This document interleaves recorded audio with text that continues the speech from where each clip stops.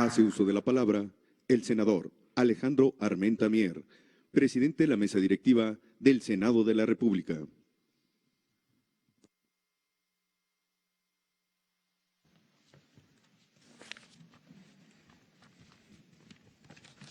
Ciudadano presidente de los Estados Unidos mexicanos, Andrés Manuel López Obrador. Presidenta de la Suprema Corte de Justicia de la Nación, ciudadano presidente de la Cámara de Diputados, señor gobernador del estado de Querétaro, señoras y apreciables gobernadoras, gobernadores, jefa de gobierno, señor secretario de Gobernación, señor secretario de Marina, señor secretario de la Defensa, amigas, amigos, secretarios, alcaldes, diputadas, diputados, senadores, senadoras.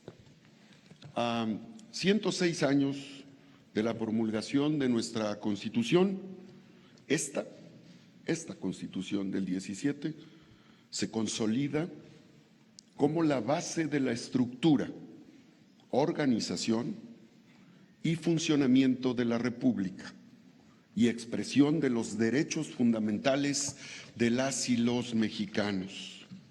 Este proceso ha tenido varias etapas innegables históricamente. Durante la independencia y la etapa de reforma, muchos hombres y mujeres que no describe la historia, que están en el anonimato, nacionalistas y liberales, materializaron los sentimientos de una sociedad que luchó por su independencia y soberanía. La separación del Estado y la Iglesia fue tan importante como lo es hoy y será en el futuro la separación del poder económico y del poder político para el beneficio de las y los mexicanos. La Constitución del 17 sí incluyó por primera vez en su texto el derecho a la educación, al trabajo, a la seguridad social, a la tierra. Los movimientos sociales de esa etapa revolucionaria quedaron plasmados en ese año en la Constitución. En este mismo recinto donde hoy nos encontramos, se protestó y firmó la Constitución que inscribió garantías y derechos humanos y proclamó la soberanía. En ese entonces, todos los constituyentes eran hombres. Hoy es una realidad, hay paridad de género y estamos avanzando en nuestro país.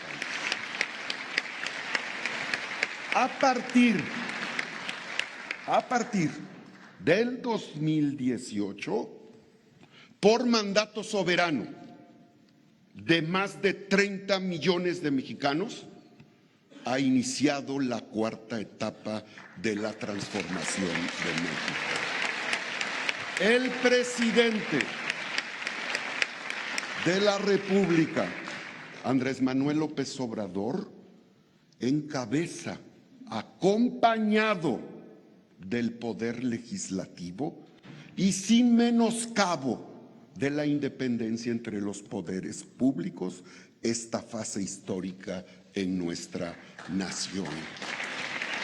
Las siguientes reformas constitucionales son el reflejo del humanismo mexicano que caracteriza esta cuarta etapa transformadora.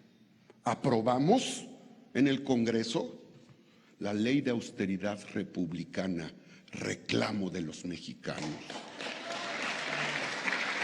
Aprobamos una nueva reforma educativa, creamos la Ley de Economía Circular para proteger la vida del planeta.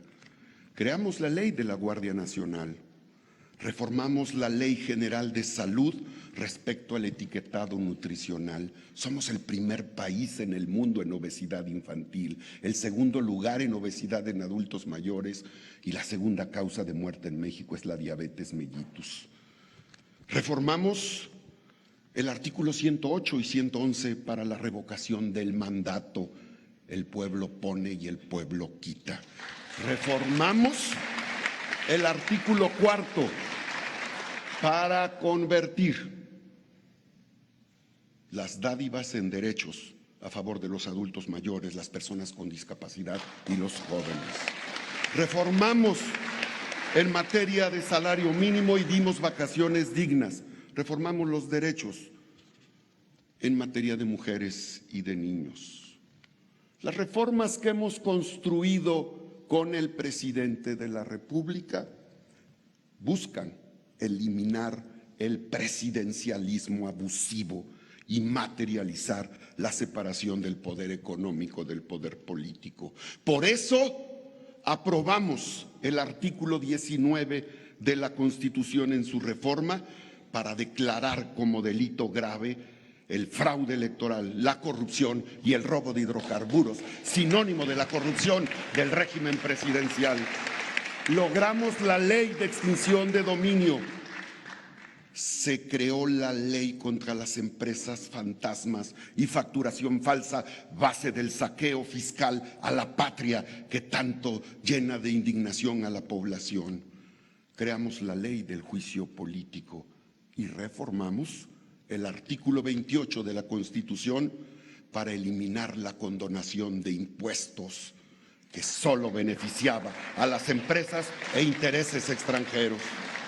Estas reformas, todas estas reformas, sin un constituyente, son el resultado del movimiento social que encabezó el presidente Andrés Manuel López Obrador. Por eso afirmo categóricamente como presidente del Senado que el humanismo mexicano, expresado por el Ejecutivo Federal, es un concepto válido, sustentado en la razón jurídica y en la esencia de todas estas modificaciones que hemos hecho a favor de las y los mexicanos. Quienes nos exigen, ellos y ellas, legítimamente a todas y todos nosotros, autoridades, instituciones, representantes, entes autónomos del Estado, nos exigen los mexicanos sensatez e institucionalidad para hacer posible recuperar la nación y lograr una justa distribución de su riqueza y bienestar, porque eso no se habló en los discursos de hace un momento. ¿Es posible hacer patria? Sí, sí es posible hacer patria y hacer el bien en México si nos conducimos con estricto sentido a la aplicación del artículo 1 de la Constitución que señala: todas las autoridades en el ámbito de nuestras competencias tienen la obligación de promover, de respetar, de proteger y garantizar los derechos humanos, de conformidad con esos principios de universalidad, independencia y progresividad. Las reformas constitucionales que hemos hecho para honrar el 106 aniversario de nuestra Constitución le otorgan a México motores jurídicos de prosperidad para México. Ya pasamos del 17 al 2018 de instituciones políticas extractivas que entregaron la riqueza nacional y nuestros recursos naturales al exterior, a la consolidación de las instituciones políticas inclusivas que permitirán el desarrollo de México para las próximas generaciones. En breve, muy en breve, alcanzaremos la soberanía energética para poder aspirar a la soberanía financiera, para que el sueño mexicano de lograr la distribución justa de la riqueza se perciba en los hogares del país.